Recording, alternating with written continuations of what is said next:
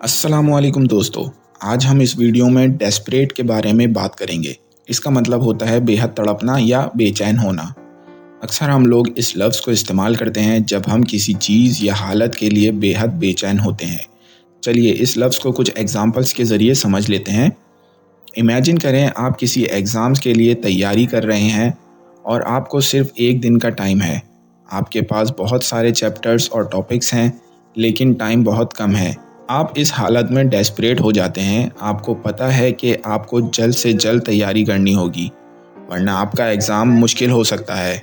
In this situation, you might say, I am desperate to study and cover all the topics before the exam. अब सोचिए, आप किसी अपने से बात करते हैं और वो शख्स आपको इग्नोर कर रहा है।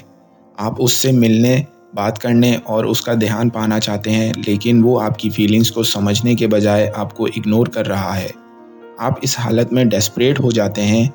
आप उसकी अटेंशन पाने के लिए कुछ भी करने के लिए तैयार होते हैं।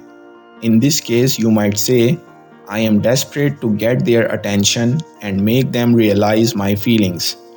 तो दोस्तों, इस वीडियो में हमने डेस्परेट लफ्ज़ के बारे में बात की और उसको उर्दू में इस्तेमाल करके कुछ एग्जाम्पल्स भी दिए।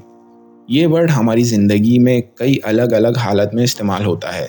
उम्मीद है आपको ये वीडियो पसंद आई होगी। मिलते हैं अगली वीडियो में, तब तक के लिए खुदा हाफिज़।